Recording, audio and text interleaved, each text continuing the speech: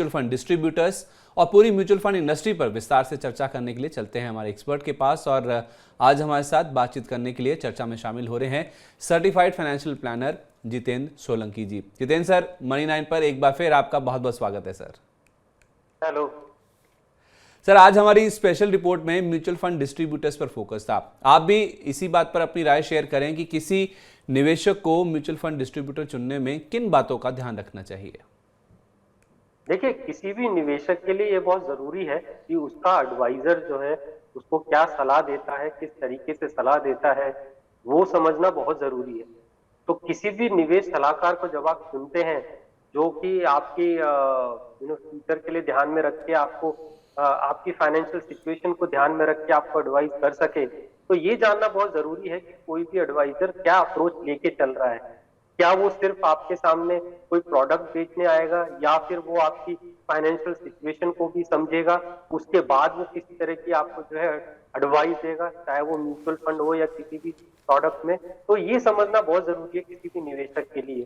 तो किसी भी निवेश सलाहकार को चुनने से पहले ये जरूरी है कि उससे उस तरह के सवाल पूछे जाए कि उसकी क्या अप्रोच होगी, प्रोडक्ट वो सिलेक्शन कैसे करता है, किस तरह के प्रोडक्ट वो एडवाइस करता है। तो ये सब समझना जो है निवेश सलाह किसी भी निवेशक के लिए ये समझना बहुत जरूरी है। तो इस तरह के सवाल पूछे जाएं अपने निवेश सलाहकार से जिसको आप चुनना चाहते हैं, तो उससे आपको आइडिया लगेगा कि वो क्या अप्रोच लेके चलेगा जब वो आपको कोई म्यूचुअल फंड एडवाइस करे। ठीक है, तो जिस भी म्यूचुअल फंड डिस्ट्रीब्यूटर को आप चुनते हैं उसकी अप्रोच क्या है उसे समझना बहुत ही इंपॉर्टेंट है जब भी आप कोई म्यूचुअल फंड डिस्ट्रीब्यूटर या फिर अपना जो एक निवेश सलाहकार है उसको जब आप चुनते हैं। अच्छा सर, इसी से जुड़ा एक सवाल ये भी है कि कोई निवेशक मिस सेलिंग से कैसे बचे, इस बारे में उसे रेगुलेटर से किस तरह का प्रोटेक्शन हासिल है। देखिए, किसी भी तरह की मिस सेलिंग होती है, हालांकि रेगुलेटर से प्रोटेक्शन अवेलेबल है, लेकिन बोलते हैं ना कि आपको जो है खुद ही अपनी मदद करनी होती है पहले। क्योंकि कोई भी जब भी आप किसी प्रोडक्ट का चुनाव करते हैं, किसी भी निवेश का जब आप चयन करते हैं, तो सबसे पहले आपको ही समझना जरूरी है कि आप ये निवेश क्यों कर रहे हैं, किस लिए कर रहे हैं, और कि इस निवेश से आपका क्या फायदा होगा और आपके लक्ष्य को ये किस तरीके से अचीव करेगा। तो ये जरूर समझे पहले किसी भी निवेश को करने से। इसके बाद रेगुलेटर के अगर हम रेगुलेटर को देखें तो रेगुलेटर ने इसके लिए काफी जो है, आज के अगर हम समय की बात करें तो अब अगर कोई आपको जो है पूरी तरह से सलाह देना चाहता है, होलिस्टिक एडवाइस देना चाहता है, तो उनको सेबी में रजिस्टर्ड होना पड़ता है। यानी कि सेबी रजिस्टर्ड इन्वेस्टमेंट एडवाइजर है, वही आपको जो है पूरी एक होलिस्टिक एडवाइस दे सकते हैं। अगर आप किसी म्यूचुअल फंड डिस्ट्रीब्यूटर को चुनते हैं तो म्यूचुअल फंड डिस्ट्रीब्यूटर केवल म्यूचुअल फंड से रिलेटेड आपको एडवाइस दे सकता है, उसके बियॉन्ड नहीं दे सकता। तो ये एक बड़ा डिफरेंस हो गया है। तो रेगुलेटर की गाइडलाइंस भी है, डिस्ट्रीब्यूटर्स के लिए भी गाइडलाइंस बनी हुई है। इसके साथ ही सेबी ने स्कोर सिस्टम बना रखा है कि अगर आपको लगता है किसी तरह की मिस सेलिंग हुई है या आपको गलत एडवाइस दी गई है, तो आप उस स्कोर पे जाके कंप्लेंट कर सकते हैं, जिसको फिर सेबी देखेगा, उस एडवाइजर से क्वेश्चनिंग की जाएगी और फिर जो है आपके जो है उसका सॉल्यूशन होगा। तो इस तरह का सिस्टम रेगुलेटर ने बनाया हुआ है, जहां एक पंजीकृत एडवाइजर है आज की डेट में इंडिया के अंदर, केवल वो आपको हॉलिस्टिक एडवाइस दे सकते हैं। दूसरा, कंप्लेंट सिस्टम मैकेनिज्म है, आप जो है स्पेसिफिक प्लेटफॉर्म पे जाकर कंप्लेन कर सकते हैं अगर किसी भी तरह की मिस सेलिंग हुई है। लेकिन जैसा मैंने पहले कहा कि सबसे पहले आपको ही समझना जरूरी है किस लिए आप ये निवेश कर रहे हैं, के बाद आप अपने एडवाइजर को देखिए।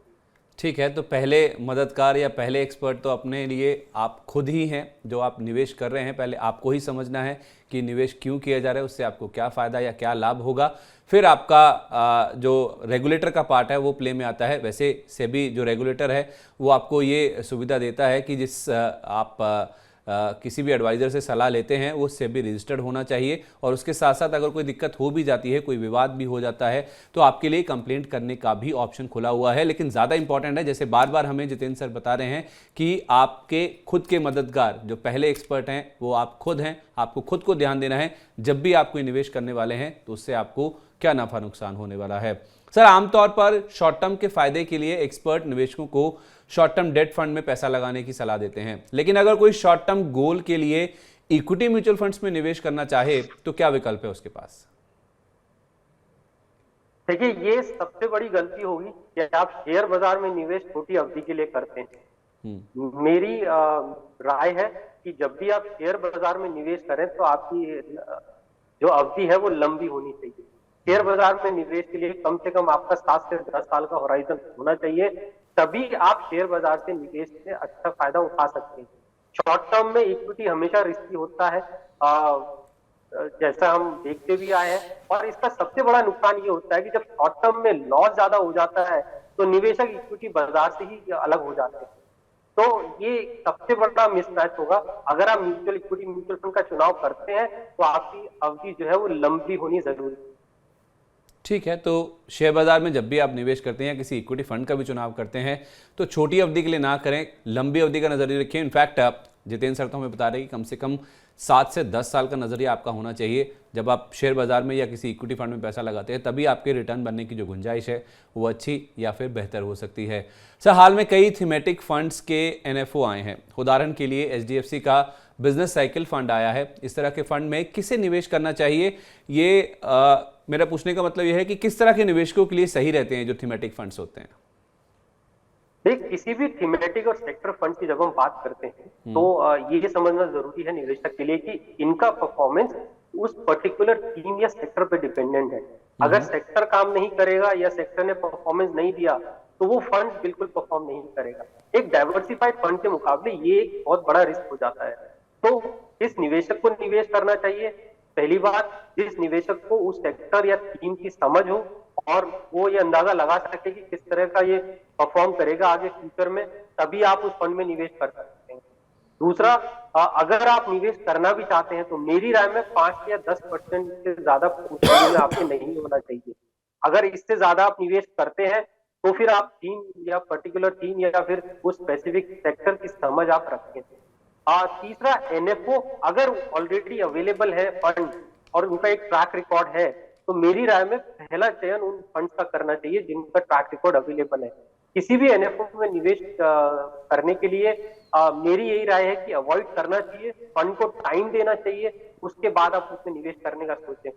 हाँ, अगर कोई ऐसी थीम है, कोई ऐसा सेक्टर है जिसका फंड मार्केट में अवेलेबल नहीं है और आप उस सेक्टर में निवेश करना चाहते हैं तब आप सोच सकते हैं, बट अदरवाइज अगर ऑलरेडी फंड्स अवेलेबल है तो जिनका परफॉर्मेंस बेहतर है आप उनका चयन कर सकते हैं। ठीक है, तो 3 बातें आपने बताई सर हमें कि पहली बात, ये जो थीमेटिक या तो फिर जो सेक्टोरल फंड्स होते हैं ये डाइवर्सिफाइड फंड्स के मुकाबले जोखिम काफ़ी ज़्यादा होता है, इनमें ये रिस्क ही काफ़ी ज़्यादा होते हैं। और दूसरा, अगर आप किसी पर्टिकुलर थीम या सेक्टर के बारे में समझते हैं तभी आप इन थीमेटिक या तो फिर सेक्टोरल फंड्स में निवेश करें। और तीसरी बात आपने ये बताई कि ऐसे कोई थीमेटिक अगर या कोई सेक्टोरल एनएफओ आते भी हैं और उससे जुड़ी पहले ही कोई स्कीम बाजार में मौजूद है तो उसके रिटर्न को देखिए, अगर वो अच्छी है, बेहतर कर रही है, तब आप उसमें निवेश करिए, उस एनएफओ को आप अवॉइड कर सकते हैं। तो ये कुछ मोटी मोटी बातें हैं जो कि थीमेटिक और सेक्टोरल फंड्स के बारे में आपको बताई गई हैं जिनका आपको ध्यान रखना चाहिए। अच्छा सर, अक्टूबर महीने के आंकड़ों को देखें तो एक कॉन्ट्राडिक्शन हमें साफ तौर पर देखने को मिल रहा है। एक तरफ जहां म्यूचुअल फंड्स के एसआईपीज का इनफ्लो 13,000 करोड़ रुपए को पार कर गया है और कुल एयूएम रिकॉर्ड 6 लाख करोड़ रुपए के आसपास हो गया है, लेकिन दूसरी ओर अगर हम देखेंगे तो नए एसआईपी के जो रजिस्ट्रेशन है उसमें 12% की गिरावट आई है। इस कॉन्ट्राडिक्शन को आप किस तरह से देखते हैं सर, कैसे एक्सप्लेन करेंगे जो हमारे व्यूअर्स हैं उनको? देखिए, एसआईपी का जो इनफ्लो है वो तो मेरी राय में पहले से चला आ रहा है और इक्विटी शेयर बाजार में जो विश्वास होता है वो मेरी राय में पहले से ज्यादा है निवेशकों का, इसलिए एसआईपी जो चल रही है वो बंद नहीं हुई है, उनमें फ्लो जो है बढ़ गया है। तो इसी वजह से हम एसआईपी का इनफ्लो देख रहे हैं कि एसआईपी का इनफ्लो महीने से महीने जो है वो बढ़ता जा रहा है। अब नए एसआईपी रजिस्ट्रेशन क्यों नहीं हो रहे हैं, तो मेरी राय में फेस्टिवल सीजन था, उसके साथ साथ इन्फ्लेशन, इंटरेस्ट रेट बढ़े हैं, जिसकी वजह से होम लोन ईएमआई बढ़ी है, एक्सपेंसेस इंक्रीज हुए हैं। तो मेरी राय में कहीं ना कहीं जो ये एसआईपी का रजिस्ट्रेशन कम है वो सेविंग्स पर डिपेंडेंट है। तो सेविंग्स अगर हिट होंगी तो एसआईपी रजिस्ट्रेशन थोड़े कम हो जाएंगे। तो ये जो कम हुआ है ये सेविंग हिट होने की वजह से हुआ है, लेकिन जो इनफ्लो चलता आ रहा है वो मेरी राय में वो विश्वास बरकरार है निवेशकों का। एसआईपी बंद नहीं हो रही है जो ऑलरेडी चल रही है, बट अभी के हालात को देखते हुए कहीं ना कहीं सेविंग्स का इम्पैक्ट जो है नए एसआईपी रजिस्ट्रेशन पे आया है। ठीक है, तो सेविंग्स हिट हुई है लोगों की, जिस वजह से हमने देखा है कि जो नए रजिस्ट्रेशन हैं एसआईपी के उनके आंकड़ों के ऊपर ज़रूर इम्पैक्ट देखने को मिला है, लेकिन ओवरऑल देखा जाए तो निवेशकों का जो भरोसा है शेयर बाजार पर वो पहले के मुकाबले ज़्यादा है, और जो एसआईपी के जरिए फ्लो आ रहा था, उनका जो पैसा आ रहा था, निवेश आ रहा था, वो और भी ज़्यादा बढ़ चढ़कर आता हुआ दिख रहा है, जिस वजह से हम देख रहे हैं कि ओवरऑल जो रकम आ रही है एसआईपी के जरिए निवेश के तौर पर निवेशकों की ओर से, उसमें कहीं ना कहीं इजाफा ही देखने को मिला है। चलिए, तो ये थी म्यूचुअल फंड इंडस्ट्री पर हमारी खास चर्चा। इस खास चर्चा के बाद अब बढ़ते हैं हम हमारे अगले सेगमेंट की ओर। जितेंद्र सर, आपसे रिक्वेस्ट है कि आप प्लीज़ अगले सेगमेंट के लिए भी हमारे साथ बने रहिए। इस सेगमेंट में हम अपने दर्शकों के जो हमारे सोशल मीडिया प्लेटफॉर्म पर हमें सवाल मिलते हैं, उनके जवाब देने की कोशिश करते हैं। जो हमारे पास सवाल आए हैं सर, मैं एक एक करके आपके सामने रख रहा हूं। पहला सवाल हमें मिला है भोपाल एमपी से विवेक यादव जी की ओर से। हमारे यूट्यूब पर उन्होंने शेयर किया है। वह 32 साल के एक युवा प्रोफेशनल हैं और किसी म्यूचुअल फंड के एनएफओ में निवेश करना चाहते हैं। हाल में उन्होंने कई एनएफओ को देखा है और उन्हें समझ नहीं आ रहा है कि इनमें से किसे चुनना चाहिए। उन्होंने 3 एनएफओ का नाम भेजा है जो इस प्रकार हैं। पहला, Canara Robeco mid cap fund. दूसरा है Edelweiss Nifty mid cap 150 momentum 50 index fund, और ICICI Prudential Nifty financial services ex bank ETF. ये 3 फंड्स है जिसका नाम उन्होंने अपने सवाल में मेंशन किया है। उन्होंने पूछा है कि उनके लिए इसमें से किस में निवेश करना सही रहेगा। देखिए, पहली बात तो अगर आप मिड कैप में देख रहे हैं तो मिड कैप में ऑलरेडी फंड्स हैं, ट्रैक रिकॉर्ड है हमारे पास 20 साल का। तो मिड कैप एनएफओ को अवॉइड करना चाहिए। आप जो एग्जिस्टिंग फंड्स है उनका परफॉर्मेंस देखें, उनको कुछ पैरामीटर्स पे जो है एनालाइज करें, और मेरी राय में एग्जिस्टिंग फंड से आप शुरुआत करें अपने निवेश की। अब आपने जो 3 एनएफओ लिए हैं उसमें पैसिव भी है और उसमें एक्टिव भी है। तो पैसिव फंड इंडेक्स फंड में या ईटीएफ में भी है, बहुत चॉइसेस है एग्जिस्टिंग फंड्स में। वहीं एक्टिव फंड्स के अंदर भी काफी सारी चॉइसेस है। तो पहले अगर आप शुरुआत कर रहे हैं तो मेरी राय में सबसे पहले लार्ज और मिड कैप कैटेगरी से फंड चुन ले। अच्छे फंड्स आपको एग्जिस्टिंग फंड्स के अंदर मिल जाएंगे। उसके बाद धीरे धीरे जैसे जैसे आप मार्केट को समझेंगे, आप दूसरी कैटेगरीज की तरफ जा सकते हैं, मिड कैप, स्मॉल कैप या दूसरी कैटेगरीज। तो एग्जिस्टिंग फंड से शुरुआत करें, एनएफओ को जो है अवॉइड करें, और जिस फंड का अच्छा ट्रैक रिकॉर्ड है ऐसे फंड के साथ आप आगे बढ़े।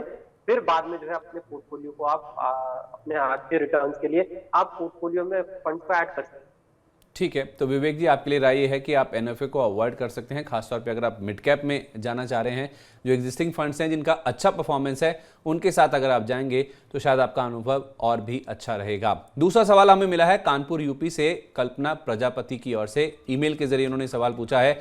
वह एक 12 साल के बेटे की मां हैं। उनका टारगेट अपने बेटे को उच्च शिक्षा के लिए बाहर भेजने का है, यानी विदेश पढ़ाई कराने का है। उनकी मंथली इनकम करीब 1 लाख रुपए महीने है, और अभी एफडी जैसे विभिन्न साधनों में करीब 25 लाख के ऐसे निवेश हैं जिन्हें जरूरत पड़ने पर वह निकाल सकती हैं। लेकिन उनका टारगेट विदेश में शिक्षा के लिए करीब 1 करोड़ रुपए का फंड जुटाना है। वे आपसे जानना चाहती हैं सर कि इसके लिए अब किसी चिल्ड्रंस म्यूचुअल फंड में निवेश करना सही रहेगा या फिर पीपीएफ में। देखिए, पीपीएफ में जब निवेश करते हैं तो 15 साल का होराइजन है। अब 12 साल की उम्र हो चुकी है बच्चे की। इन्होंने डिस्क्लोज नहीं किया है कि कब वो विदेश जाना चाहेगा, कॉलेज एजुकेशन के लिए या हायर एजुकेशन के लिए। अगर हायर एजुकेशन के लिए जाते हैं तो अभी भी हमारे पास 10 साल का होराइजन बचेगा, लेकिन अगर कॉलेज एजुकेशन के लिए जाते हैं तो मेरी राय में 8 साल का होराइजन है। जहां तक 1 करोड़ राशि की बात है, तो अगर मैं 10 साल का भी होराइजन लूं तो मैं अगर मंथली सेविंग भी करूं 12% रिटर्न पे, तो लगभग 50,000 40,000 के हिसाब से इनको निवेश करना पड़ेगा। तो उतना ये निवेश करके जो है कॉर्पस को इकट्ठा कर सकती है। लेकिन सबसे मुख्य बात, जो इनके पास एग्जिस्टिंग 25 लाख का जो फंड बचा हुआ है, अब क्योंकि ये ऑलरेडी जो है सैलरी के हिसाब से हायर टैक्स ब्रैकेट में आएंगी, तो उसके ऊपर एफडी में रख के ये जो है जो पे आउट है, टैक्स पे आउट है, वो सबसे ज्यादा जा रहा है। मेरी राय में उसको जो है म्यूचुअल फंड में शिफ्ट करके, डेट म्यूचुअल फंड में शिफ्ट करके ये ज्यादा अच्छा रिटर्न कमा सकती हैं और कम कंट्रीब्यूशन के साथ ज्यादा कॉर्पस इकट्ठा कर सकती हैं। तो थोड़ा सा इनको पोर्टफोलियो रीस्ट्रक्चर करना होगा, एफडी के बदले डेट म्यूचुअल फंड को देखें, और जैसे मैंने कहा गोल के अकॉर्डिंग जो है आपको सेविंग करनी होगी। अगर हायर एजुकेशन के लिए है तो 10 साल का समय है आपके पास। आप मंथली इन्वेस्टमेंट करके इक्विटी म्यूचुअल फंड में कॉर्पस को इकट्ठा कर सकते हैं, और साथ साथ आपका ये 25 लाख का जो फंड है वो भी आपकी मदद करेगा। लेकिन इसको एफडी से निकाल के आपको चाहे तो आप थोड़ा रख सकते हैं, लेकिन थोड़ा आपको डेट म्यूचुअल फंड या हाइब्रिड म्यूचुअल फंड में शिफ्ट करके इसके अच्छा रिटर्न आपको जो है टैक्स एफिशिएंसी वो लानी है। ठीक है, तो कल्पना जी, पहली बात तो ये है, जो आपके पास कॉर्पस पड़ा है, जो आपने कहा है कि 25 लाख रुपए एफडी में पड़ा है, या तो पूरा, अगर पूरा नहीं तो कम से कम थोड़ा हिस्सा उसका आपको किसी डेट फंड में या किसी हाइब्रिड फंड में शिफ्ट करना होगा, और मंथली इन्वेस्टमेंट प्लान यानी कि मंथली आपको निवेश करना होगा। जिस तरह का आपका टारगेट है, कम से कम 10 साल दूर है, क्योंकि आप विदेश में अपने बेटे को पढ़ाई के लिए भेजना चाहती हैं, तो उस लिहाज से आपको हर महीने एक सिस्टमेटिक इन्वेस्टमेंट प्लान के जरिए आपको अपना निवेश म्यूचुअल फंड्स में करना होगा, और एफडी की बजाय आप डेट म्यूचुअल फंड्स में शिफ्ट हो जाइए। आपको टैक्स का जो बेनिफिट है वो भी मिलेगा एफडी के मुकाबले, और दूसरा आपके जो रिटर्न है वो भी एफडी के मुकाबले बेहतर हो जाएंगे अगर आप डेट म्यूचुअल फंड्स में भी अपना पैसा एफडी के मुकाबले शिफ्ट करती हैं। तो तीसरा सवाल दिल्ली से आदर्श गोयल ने हमारे ईमेल पर भेजा है। उनको अपने पिता से विरासत में करीब 65 लाख रुपए का निवेश मिला है। वह बता रहे हैं कि ये निवेश ज़्यादातर एफडी और परंपरागत बीमा योजनाओं में है। ऐसे कई प्लान की मैच्योरिटी के बाद अब उन्हें पैसे मिलने वाले हैं, तो वह अब इसे डाइवर्सिफाइड करना चाहते हैं। वह आपसे ये जानना चाहते हैं सर कि लॉन्ग टर्म के लिए कुछ अच्छे म्यूचुअल फंड्स बताएं जिनमें वह इस निवेश का कुछ हिस्सा डाल सके। देखिए, आप लॉन्ग टर्म के लिए पहली बात तो आपका पोर्टफोलियो मिक्स ऑफ कैटेगरीज होना चाहिए, जिससे कि आप डिफरेंट सेक्टर्स को केटर कर सकें। 4 फंड मैं बताता हूँ। कैनरा रोबेको इमर्जिंग इक्विटीज है, large and mid cap category से आता है। पराग पारिक फाइनेंशियल सर्विसेज का फ्लेक्सी कैप फंड है, वो आप देख सकते हैं। एचडीएफसी का सेंसेक्स इंडेक्स प्लान है, वो आप देख सकते हैं। और चौथा कोटक इमर्जिंग इक्विटी एक मिड कैप फंड है। तो ये 4 फंड है जिसमें आप जो है इन्वेस्ट करके आप अच्छा रिटर्न कमा सकते हैं।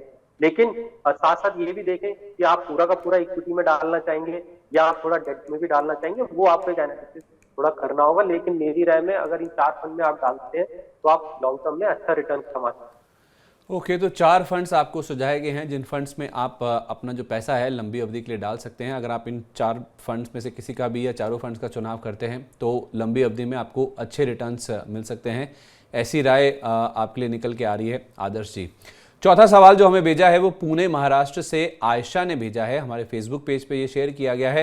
वह एक युवा प्रोफेशनल हैं और म्यूचुअल फंड में निवेश करना चाहती हैं। उनका सवाल यह है कि उन्होंने म्यूचुअल फंड की रेटिंग के बारे में रिसर्च किया तो कई अलग अलग संस्थाओं की अलग अलग तरह की रेटिंग मिली उन्हें। वह जानना चाहती हैं कि इन रेटिंग पर भरोसा करना कितना सही होगा और किसकी रेटिंग पर भरोसा करें, किसकी नहीं।